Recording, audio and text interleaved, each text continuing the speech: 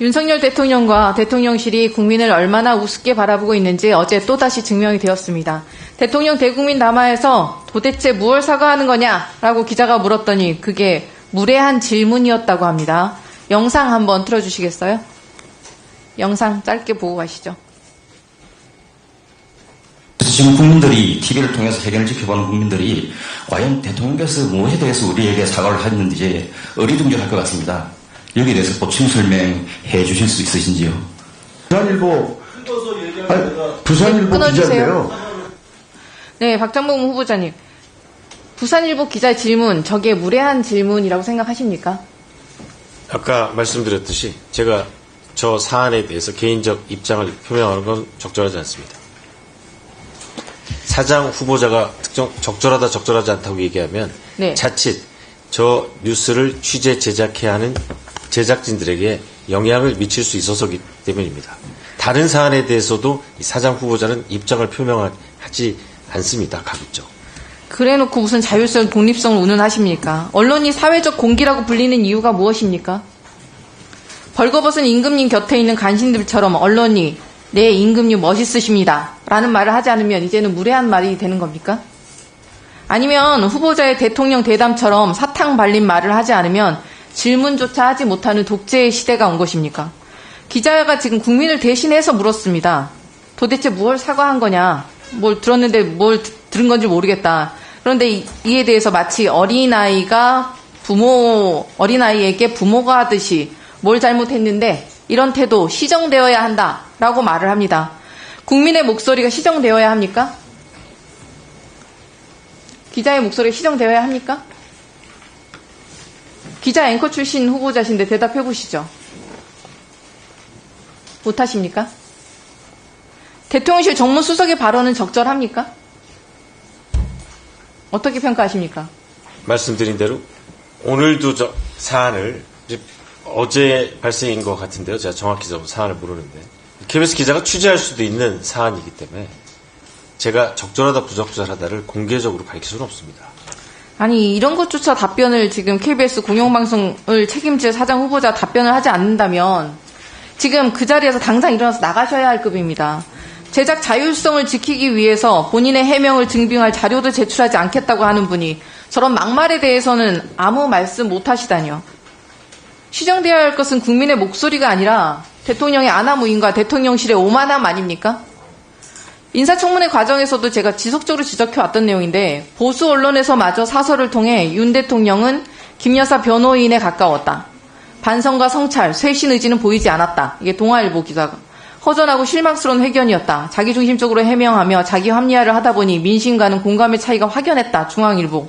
이렇게 질책을 하는데 대국민 담화 부정 여론이 얼마였는지 아십니까? 70.6%에 달하는 국민이 대국민 담화에 대해서 부정평가를 내렸습니다.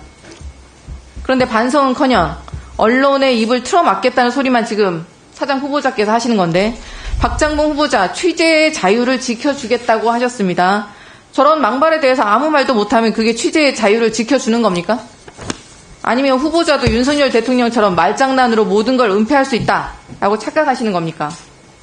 권력에 아부만 하는 언론 과연 자유민주주의 국가에서 국민의 서슬퍼런 분노 앞에 살아남을 수 있다고 생각하십니까? 이 해당 질문을 했던 부산일보 기자는 즉각 반박을 했습니다. 언론의 역할과 기자의 사회적 책임을 부정하는 발언이다. 대통령실 출입 기자들에게 일종의 가이드라인을 주는 셈이 아니냐. 이제 누가 최고 권력기관인 대통령실에 그런 질문을 할 수 있겠냐. 이게 너무 타당한 말 아닙니까? 이 부산일보 기자의 말에, 기자의 의견에 동의는 하십니까? 후보자님? 동의하십니까? 저희 취재진이 네. 자율적으로 판단할 겁니다.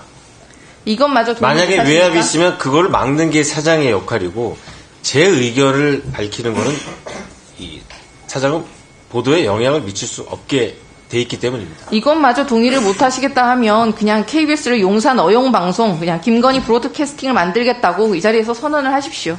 어차피 대통령은 임명을 할 건데 오히려 그게 더 깔끔하지 않겠습니까? 과거에 독재 정권들도 국민 무서운 줄은 알았습니다. 근데 국민의 입을 틀어막을 때도 몰래 숨어서 아닌 척하면서 하긴 했습니다. 근데 윤석열 정권은 국민을 얼마나 우습게 알길래 이런 알량한 행태들을 이어가는지 정말 의문입니다. 과연 박장범 후보자가 만들 KBS는 얼마나 윤석열 대통령과 김건희 여사를 위한 땡윤, 땡건 방송으로 전락할지 가슴에 천불이 납니다.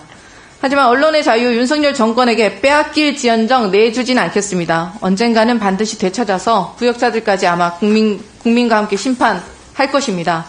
공정성 운운하시고 자율성 운운하시니까 박장범 앵커의 공정의 잣대에 대해서 질문 한번 해보겠습니다.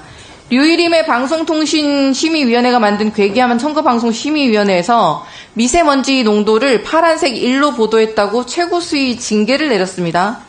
중앙선관위에서는 MBC의 날씨 예보가 공직선거법을 위반했다고 보기 어렵다는 결론이었습니다. 선방시민은 김건희 특검에 여사를 붙이지 않았다고 SBS 뉴스 브리핑 때 행정지도까지 했습니다. 그때 특검법의 정확한 명칭이 뭔지 아십니까? 윤석열 대통령 배우자 김건희의 주가 조작 사건 등의 진상규명을 위한 특별검사 임명 등에 대한 관한 법률안. 여기에 여사라는 단어가 있습니까? 김건희 여사 명품백 방송에마저 최고 중징계가 이루어집니다. 있는 사실에 대한 보도도 공정하지 못했다는 박장범 후보자. 이 후보자의 눈에는 이게 공정하게 보입니까?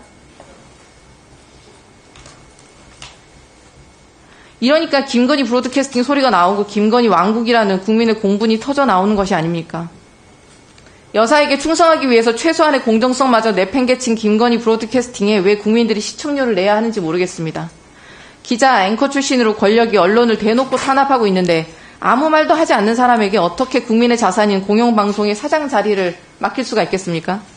공정 운운하면서 권력의 부패와 비위에 눈을 감는 사람에게 공직을 절대 맡길 수가 없습니다. 당장 사퇴하시는 게 맞습니다. 네, 이상입니다.